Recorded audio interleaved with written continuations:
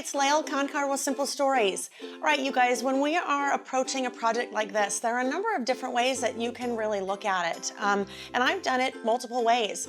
I've done it where I have set up my entire album ahead of December. And then as each day in December comes along, I am taking photos and I am, just documenting kind of what happened that day. In other cases, I have done nothing until the month starts. And then each day I'm actually building the page around kind of what took place that day. And there's no right or wrong way to do it. And I'm sure there are different ways in between to do it. But one of the things that I found is so important when you are doing a project like this, because it is a long project. Depending on how you're doing it, it's either 25 days or 31 days. You usually have a lot of product that you're working with. So I find it really beneficial to kind of get set up ahead of time. So we're going to talk a little bit about different ways that you can do that using just different tools. Some may be things that you have around the house, and some may be new little organizational tools that you see and go, you know what, I think that really could help me. I really like that. So the bundle that we are talking about is the December Days bundle, and it comes with a number of products in it. Whenever I approach this project, though, I always go back to my stash and I look at what else do I have in my stash that I could also incorporate in. So as we're looking at different things, the snap pack that is part of the kit has lots of cards in it. So 3x4 cards, 4x6 cards, 4x4 cards, and 2x2 cards. I don't know about you guys, but when I scrapbook, it is a giant mess. This whole table is filled with product, and on the floor, running out of my office, it's in a lot of different places. So if I can try to help contain that and keep things organized, it makes it a lot easier for me to work. So that's what I'm doing here. I'm just putting in some of my cards in that little tray. Then that way, when I am looking for cards, I know where they are. I'm not shuffling all around my table looking for them. So I've just got the cards there. These great pocket pieces that are the numbers for the month. Basically, you're going to be using most of those, if not all of them, throughout the project. So if I can keep all those together, maybe right there. I'm not looking for day 5 because it's, attached to my cat somehow and it's walked out of the room. The bits and pieces, those little die cutter ephemera, another great spot for them right there.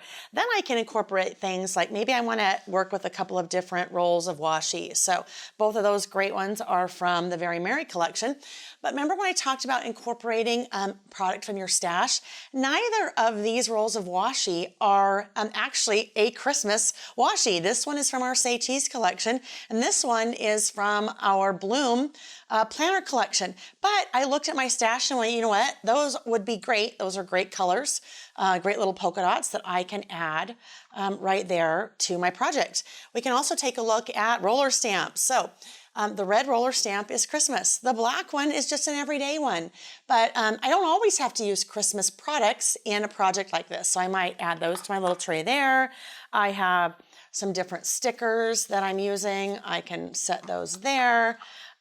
But the nice thing about doing something like this and spending time ahead of time to get organized is that when I'm working, most of what I'm working with is right here and right at hand. Now, not all of us have scrapbook rooms where we can just leave everything. Another benefit of doing something like this is I can just pick that up, put it under the bed, put it in the closet, and get back to maybe eating on my dining room table instead of scrapbooking. So that is an idea on how to organize, but you also have some things around the house that you might be able to use. Here we just have a plain, simple gold tray.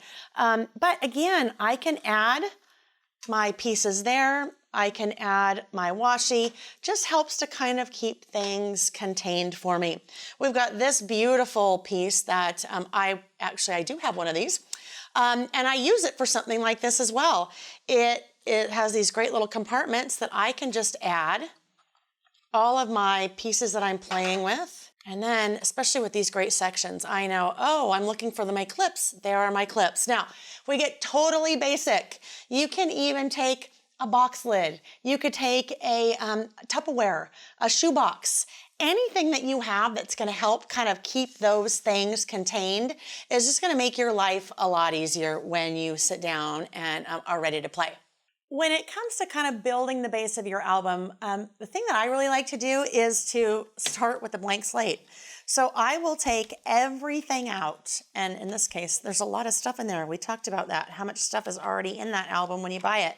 I take everything out, and then I kind of get all my product laid out, and I decide how I want to start building the days. So in this case, I might be looking at some of the pages, and I think, you know what, I'm going to start with, I like this little tag, so I'm going to start with that tag. So I'd put a tag in, and then I probably want to have, I don't know, maybe some photos in there. So I'll grab one of my pocket pages, and I would put that guy in.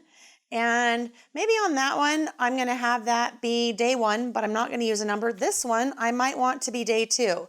So let's see if I have, here's my day 2. So I might just slide that in, and then slide one of my 4x4 cards in there. And nothing is set in stone, right? I haven't glued anything yet. I've just kind of put things in. That way I can start to move things around once I get kind of that base just ready to go. I think sometimes we can get so paralyzed with, how do I do this? I want it to be perfect, because it is a pretty special project. One thing that I've heard people talk about is they're a little bit hesitant to maybe get everything set up before the month of December, because what happens if you get to day 5 and it really doesn't work with what you've set up for day 5?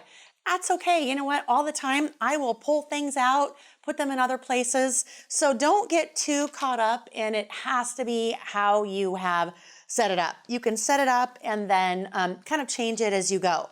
So I would kind of continue with that process and build the base of the album.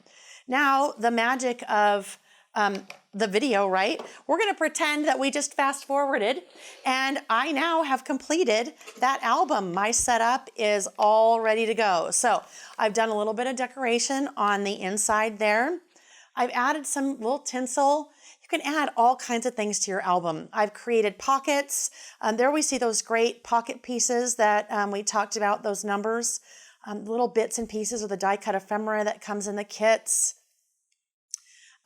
Other thing that I think is really important when you're working with a project like this, not everything has to go in a pocket. Here I put some of the pieces on top, so things can go inside, they can go on top. There really are no rules when it comes to something like this. They can even hang off the side. I've used one of the little Tim Holtz tiny attachers there to attach my number to that card. So some of these pages we'll take a little bit more in-depth look at, and we talk about some of the techniques, but I even get out my scissors, you guys. I cut pocket pages apart. So no rules. It's all about having fun. We talked about as well, grab some of your existing Christmas product. And as you're putting it together, remember, it's absolutely okay to use other manufacturers' products.